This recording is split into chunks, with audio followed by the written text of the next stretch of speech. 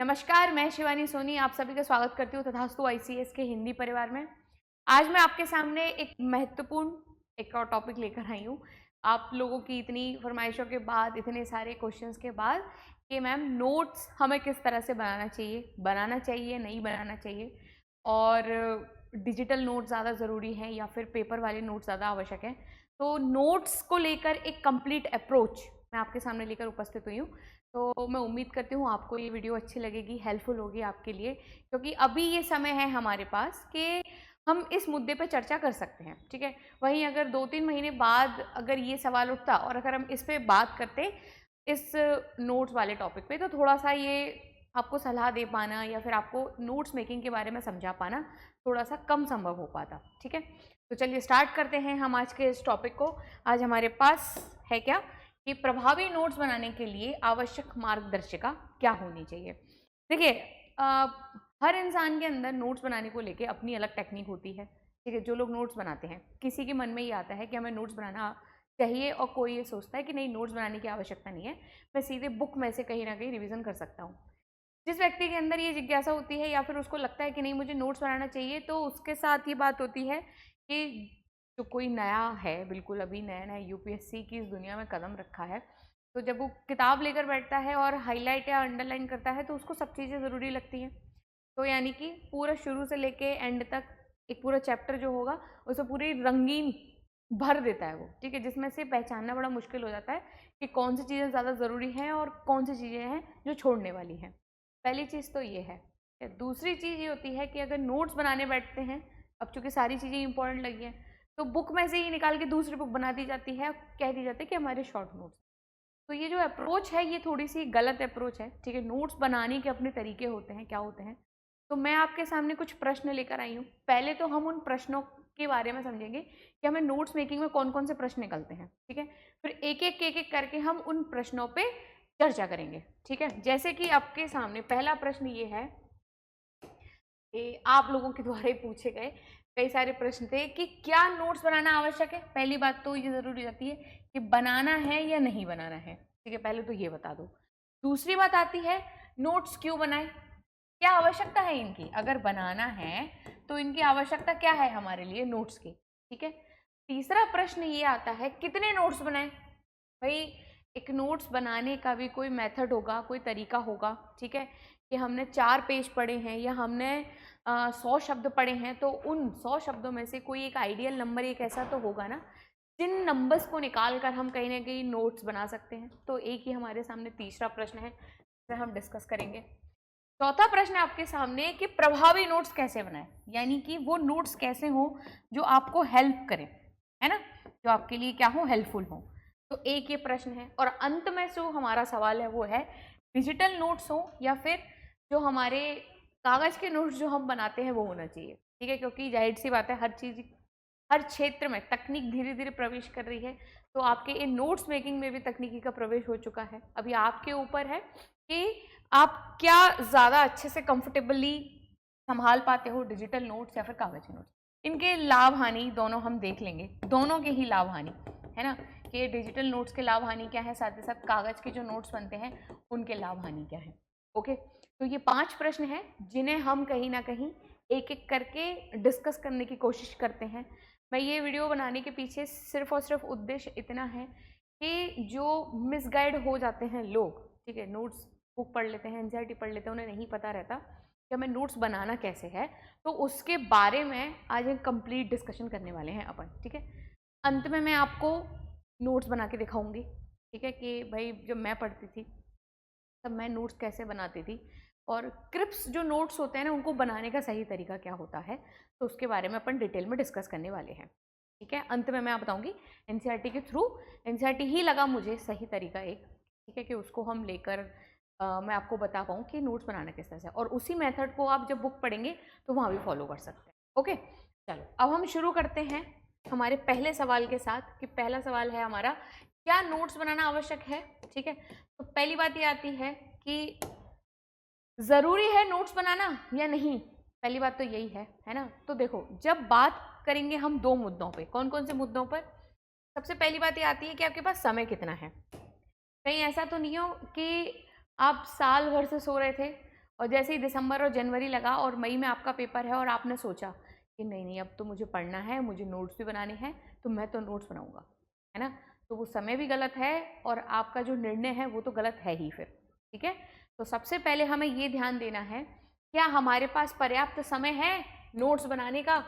अगर आपके पास पर्याप्त समय है तो मैं कहूँगी जी हाँ, आपको नोट्स बना लेने चाहिए, क्योंकि ये आपके लिए बहुत ज़्यादा ज़रूरी है। ठीक है, सबसे पहली चीज़ तो इसी पे ध्यान देना है कि क्या हमारे पास समय है या नहीं, क्योंकि जब समय ही नहीं होगा तो फिर हम कहीं ना कहीं सोचेंगे कि एक अदर सोर्स पे जाने की, कि भाई हम डायरेक्ट बुक से ही रिवीजन करें।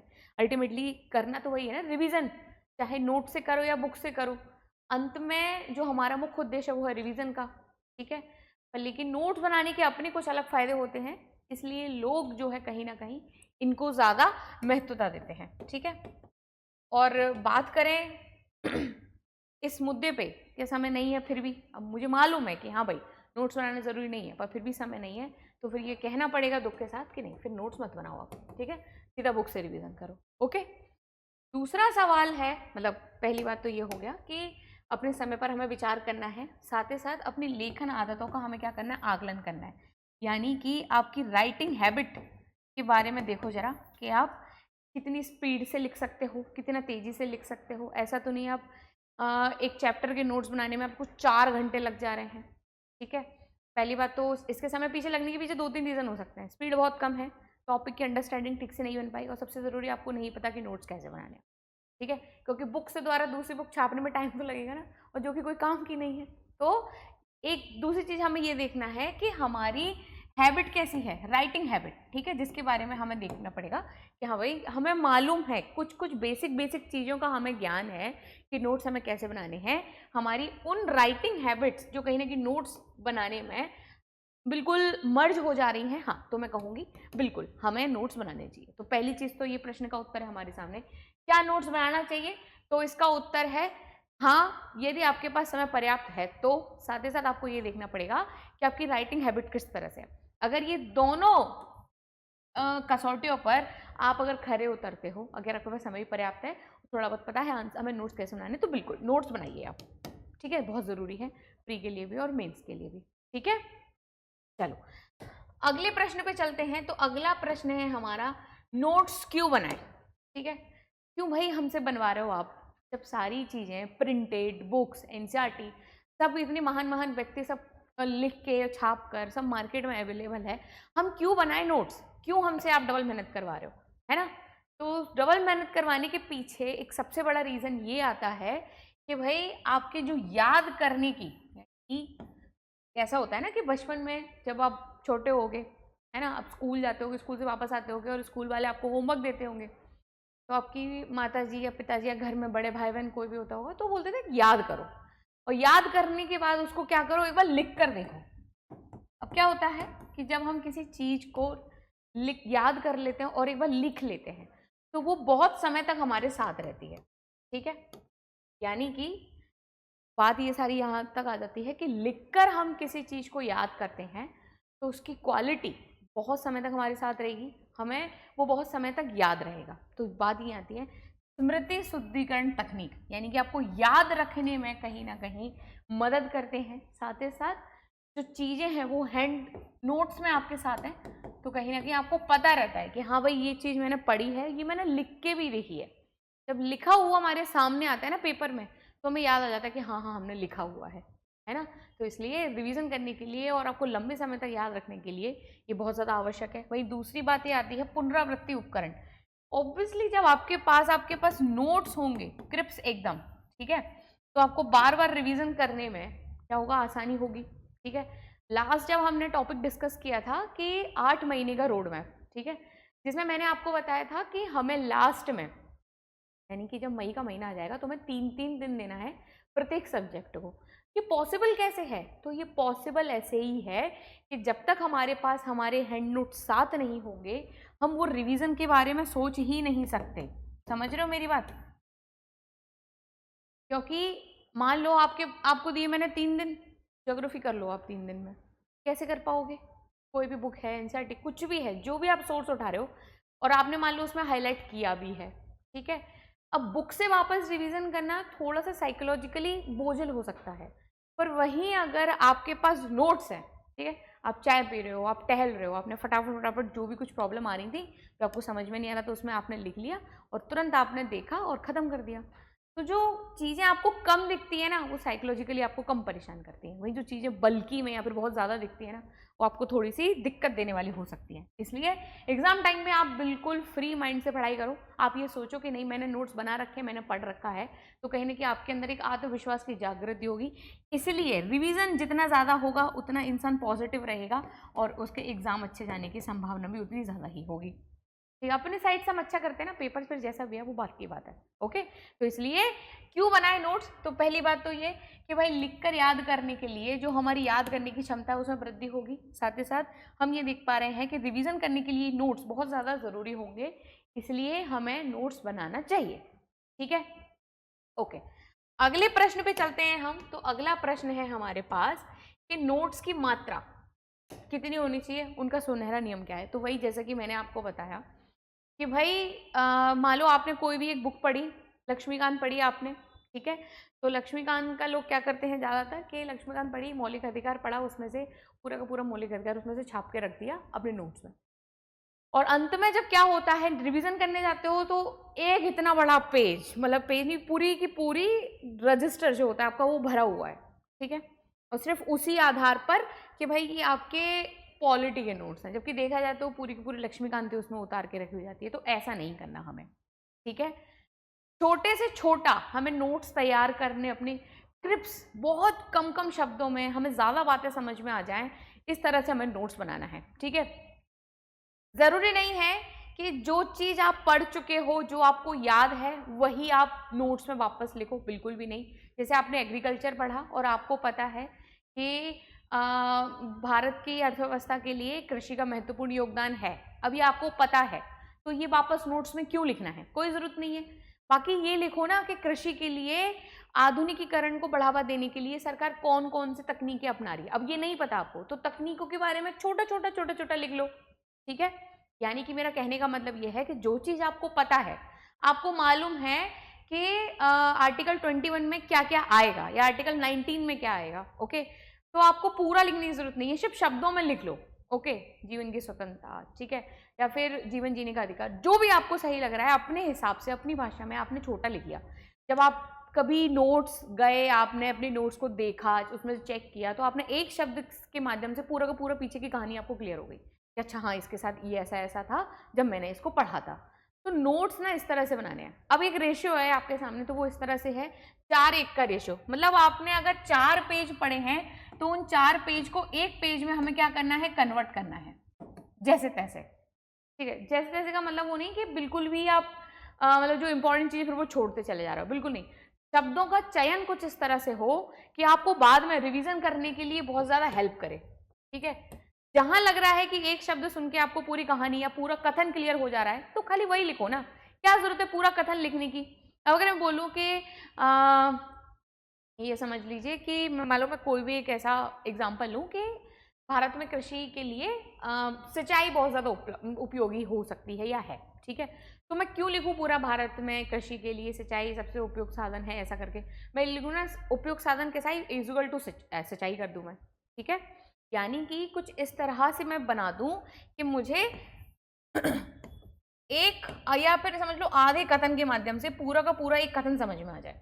ठीक है, वही अगर हम इसकी बात करें, जैसे कि मान लो 100 पेज हैं, तो 100 पेज के माध्यम से हम कुछ ना कुछ ना 25 पेज में उसको क्रिप्स बनाएं, जैसे कि आपको यहाँ पे भी दिख रहा होगा 2 किताबों का एक किताब कर दिया। तो ये क्या है, ये एक प्रॉपर नोट्स मेकिंग टेक्निक है जो हमारे सामने है।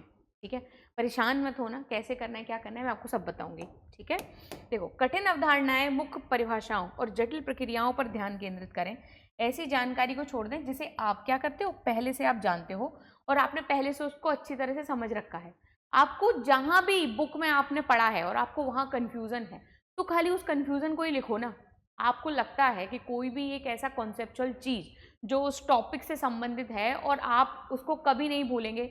हरित क्रांति के बारे में ले लेते हैं, जैसे हरित क्रांति के बारे में आपको पता है, ठीक है, कि कब शुरू हुई, किसने शुरू की, बस आपको ये याद नहीं हो रहा कि हरित क्रांति को लागू करने के बाद कृषि में कौन कौन सी समस्याएं पैदा हुई। तो उन समस्याओं को आप पॉइंट्स में लिख लो ना, छोटे छोटे लिख लो यहाँ पे, हरित क्रांति से संबंधित समस्याएं, ठीक है, और पॉइंट्स बना के लिख लिए आपने, हो गया पूरा कुछ याद। जो आपको याद है उसको रहने दो, जो आपको नहीं समझ में आ रहा है, याद नहीं आ रहा है, उसको आप नोट्स बना के लिख लो, ठीक है। तो नोट्स की मात्रा इतनी होनी चाहिए। वही हम बात करें अंत में कि आवश्यक नोट्स बनाने की संरचना। अब हम बात करते हैं कि नोट्स हमें बनाने कैसे हैं, ठीक है। जो आपकी मेन बिंदु है कि भाई नोट्स के ऊपर इतनी चर्चा हो रही है, तो ये तो पता चले हमें कि नोट्स हमें बनाने कैसे है, ठीक है। तो देखो,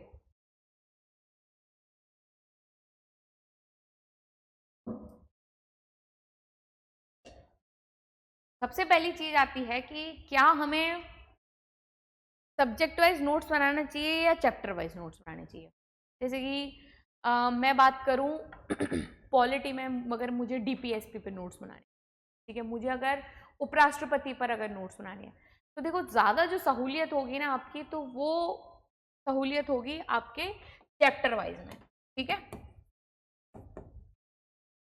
अब आप ये कहोगे कि चैप्टर वाइज तो बहुत ज़्यादा हो जाएगा, तो मान लो चैप्टर वाइज ज़्यादा होगा पर पेजेस भी तो बहुत कम होंगे, ठीक है। अब मैं चैप्टर वाइज करने को क्यों कह रही हूँ आपसे, क्योंकि इन चैप्टर वाइज में आपको करंट की जो चीज़ें होंगी ना, वो जोड़ने में बहुत ज़्यादा इंपॉर्टेंट होगी। जैसे कि अभी हाल ही में उपराष्ट्रपति बहुत ज़्यादा चर्चा में थे, ठीक है, नए नियुक्त भी हुए हैं। अब जाहिर सी बात है कि, और उसके 2-3 महीने पहले भी उपराष्ट्रपति बहुत ज़्यादा चर्चा में चल रहे थे। अब आप लोगों ने पढ़ा द हिंदू में, आपने मेरी डीएनए वाली क्लास में आपने उपराष्ट्रपति मेरे साथ पढ़ा, मैंने आपको होमवर्क भी दिया था कि एक बार जाके रिवीजन कर लेना। तो आपको करना क्या होता है, तो आपको करना ये होता है कि आपने करंट अफेयर्स की क्लास में उपराष्ट्रपति के बारे में जो भी कुछ नई चीज़ें थी वो पढ़ ली, ठीक है। आपने अपनी ये फाइल उठाई, ठीक है, फाइल में वो 2 पेजेज या 3 पेजेज जो उपराष्ट्रपति को लेकर हैं, ठीक है, आप उन पेजेस पे गए और आपने क्या किया वहां पर,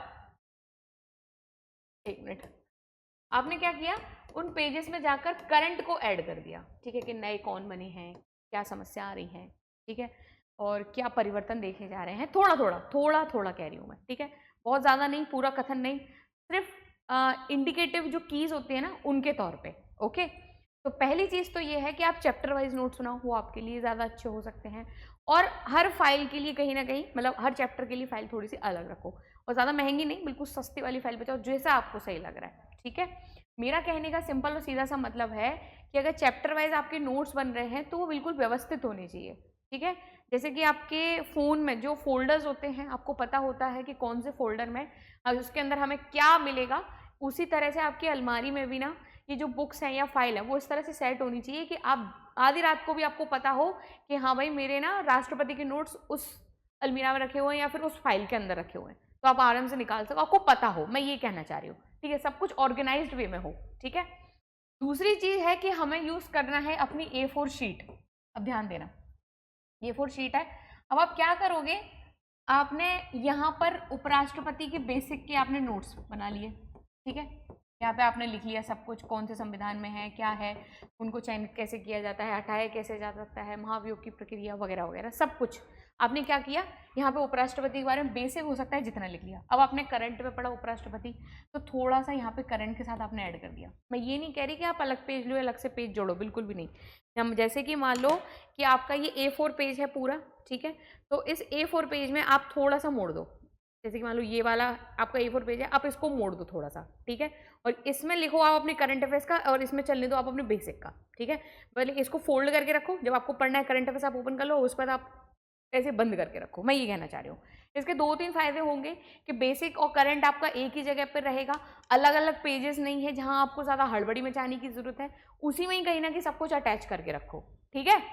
दूसरी चीज ये हो गई। तीसरी चीज, पर्याप्त खाली जगह छोड़ो। अगर आपको लग रहा है कि आप बड़े बड़े अक्षरों में लिखते हो, ठीक है, कि छोटे छोटे अक्षरों में आपको लिखना नहीं आता, तो फिर ठीक ठाक जगह छोड़ो। अगर आपको लगता है आप छोटे छोटे अक्षरों में छोड़ रहे हो तो लास्ट का इतना सा पेज छोड़ दो। अगर आपको लगता है कि नहीं आप बड़े बड़े अक्षरों में लिखते हो तो आधा आधा पेज कर लो, यानी कि A4 साइज का आधा बेसिक के लिए, आधा करंट के लिए, ठीक है। अब हम स्पष्ट बुलेट्स पॉइंट्स की हम बात कर रहे हैं, ठीक है। कोई भी हम टॉपिक उठाएं उसके हमें सिर्फ और सिर्फ पॉइंट्स लिखना है, ठीक है, पूरा कथन नहीं, ठीक है, पूरा वाक्य नहीं, जैसे तैसे है नहीं, कुछ भी नहीं, सिर्फ काम की चीज। अगर जैसे इसमें बोलूँ A4 शीट का लगातार उपयोग करें, तो मेरे लिए ये है A4 शीट और फिर हो गया लगातार उपयोग, बस इस तरह से, ठीक है। तो इस तरह से आपको बुलेट पॉइंट्स का उपयोग करना है। समझ में आ गई बात? यानी कि अननेसेसरी शब्दों का प्रयोग नहीं करना है, जगह बचानी है और कम से कम नोट्स रखना है। ये बात याद रखना, जितने छोटे नोट्स होंगे आपको याद करने में उतनी ज़्यादा आसानी होगी। समझ में आ गई बात? नोट्स कैसे बनाने हैं? सबसे पहले तो हमें क्या करना है, A4 साइज पेपर लेना है, उसी में ही हमें करंट और बेसिक दोनों को जोड़ के रखना है। साथ ही साथ हमें चैप्टर वाइज अपने नोट्स बनाने हैं, ठीक है। खाली पर्याप्त जगह छोड़नी है और बुलेट पॉइंट्स में हमें हमारे नोट्सों को तैयार करना है, ठीक है। चलिए आगे यार और देखते हैं और कैसे बनाने हैं। अब देखो वही सेम चीज जो मैंने आपको बोली थी कि बेसिक और करंट अफेयर्स हमें मिलके नोट्स बनाना है। हाँ, एक चीज और करनी है हमें साथ में कि जैसे कि मान लो कोई भी एक टॉपिक है, ठीक है, जैसे कि इकोनॉमी में हम ले लेते हैं, इकोनॉमी में ले लो आप नेशनल इनकम, ठीक है।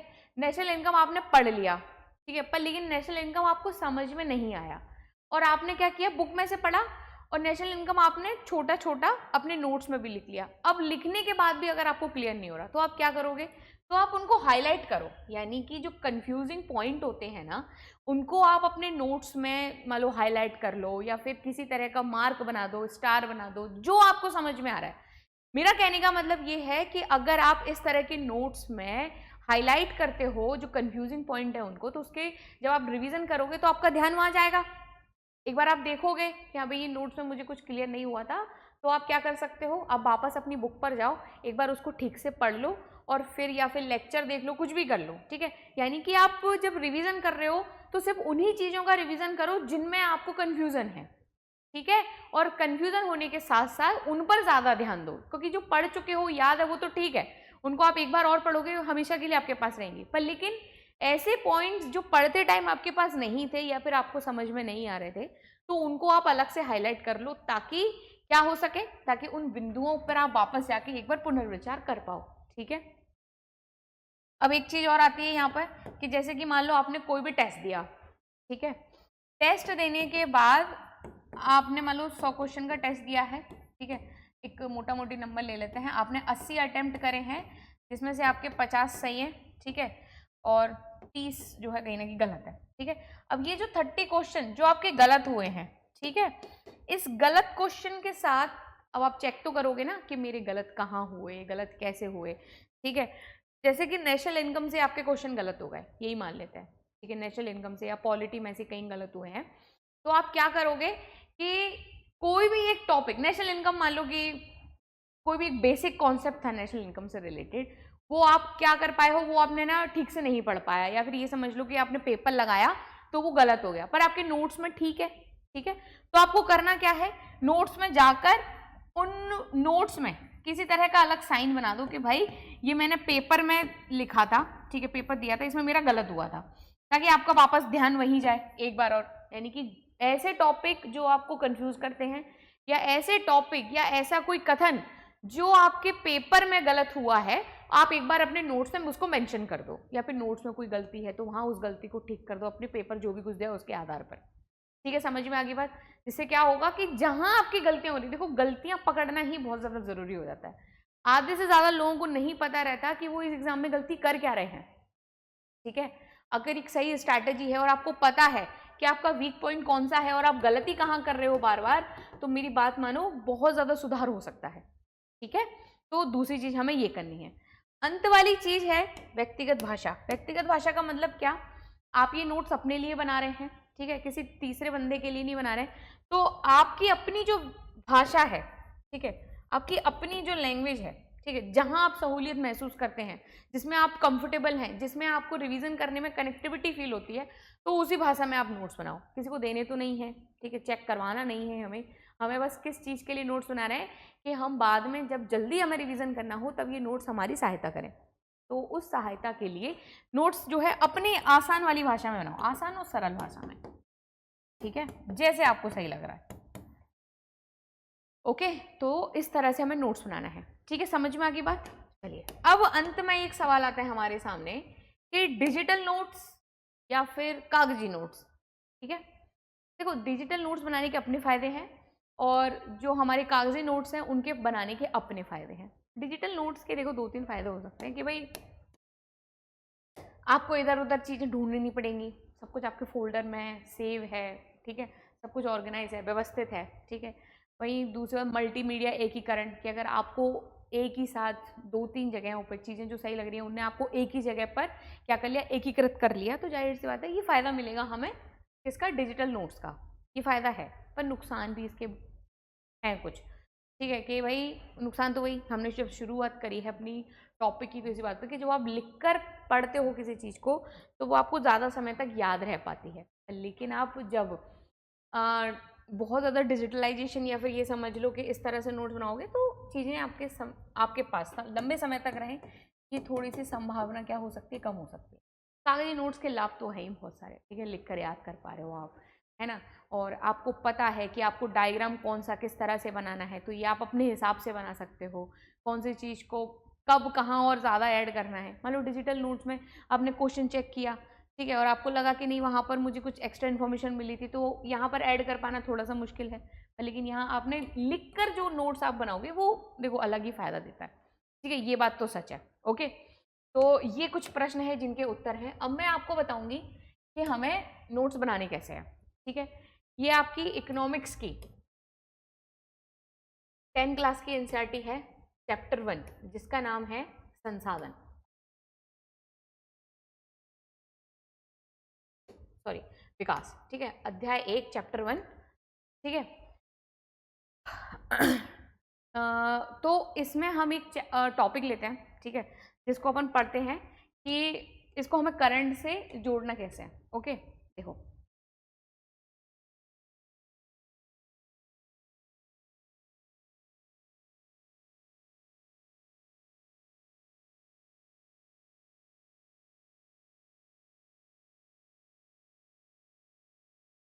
सेकंड, मैं एक इंडेक्स निकालने का प्रयास कर रही हूँ ताकि वो इंडेक्स आप उसको करंट में भी जोड़ सको, है ना?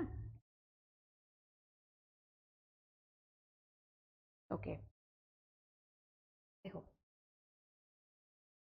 ये हमारे पास है मानव विकास रिपोर्ट, ठीक है? ह्यूमन डेवलपमेंट रिपोर्ट, है ना? जिसको जारी कौन करता है, यूएनडीपी, है ना? 3 आधार पर स्वास्थ्य, शिक्षा और प्रति व्यक्ति आय, है ना?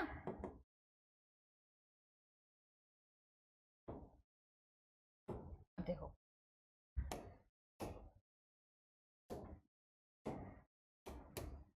अब ये मान लो ये मेरा A4 साइज का पेपर हो गया, ठीक है? अब इस A4 साइज में मैंने इस वाले पार्ट को रख दिया करंट के लिए, ठीक है? और इस वाले पार्ट को रख दिया मैंने बेसिक के लिए, ठीक है? अब मेरे पास है मानव विकास रिपोर्ट।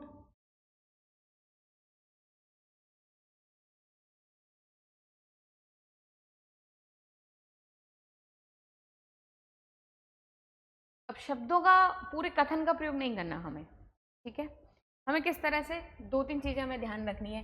या तो आप इस तरह से भी बना सकते हो कि आपने मेन टॉपिक यहाँ लिखा और डायग्राम फॉर्म में इस तरह से। अगर आपको ऐसे पसंद नहीं आ रहा तो ऐसे बनाओ और बुलेट पॉइंट में बनाना स्टार्ट कर दो, ठीक है? ऐसे कोई दिक्कत नहीं है, पर लेकिन होनी चीज़ें बिंदुवार ही हैं, यानी कि पॉइंट्स में होनी चाहिए। तो मान लो कि यहाँ पे सबसे ज़रूरी रहता है कि जारी कौन करता है, ठीक है? तो यहाँ लिख दिया यूएनडीपी, ओके? आधार बता दो इसके, तो आधार हो गए स्वास्थ्य हो गया, शिक्षा और जीवन स्तर, ठीक है? ये हो गया इसमें। और शुरुआती दौर पे कौन किसने ये आइडिया दिया, तो शुरू में यहाँ पे लिख दो आप अमर्त्य सेन का, ठीक है? साथ ही लिख दो महबूब उल हक का, ठीक है? अब ये तो उन कुछ बेसिक बेसिक चीज़ है। अब करंट अफेयर्स में लिख सकते हैं कि आज भारत की क्या स्थिति है, ठीक है? पहले नंबर पे कौन है, लास्ट में कौन सा देश आया है, ठीक है? भारत का स्कोर क्या है आज का, क्योंकि उस समय जो स्कोर था उसका तो हमें लेना देना नहीं है, तो भारत का स्कोर क्या है ना? तो यानी कि ये एक आपके सामने एक प्रोटोटाइप मैंने कुछ बनाने का प्रयास किया है ताकि आपको समझ में आए कि हमें नोट्स बनाना किस तरीके से, है, ये एक छोटा सा टॉपिक था आपके सामने जिसको हम देख सकते हैं कि हमें करना कैसे। ओके, चलो।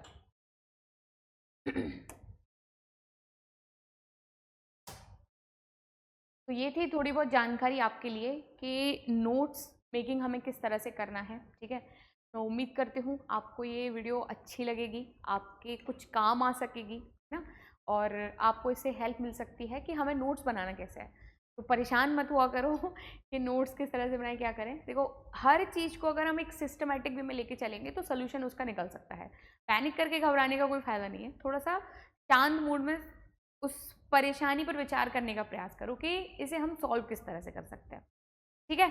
तो एक बार इसको फॉलो करके देखना, अगर आपके लिए यूज़फुल होता है तब तो बहुत अच्छी बात है, ठीक है। और मैं उम्मीद करती हूँ कि आपके लिए कुछ हद तक तो ये काम आएगी आएगी, है ना।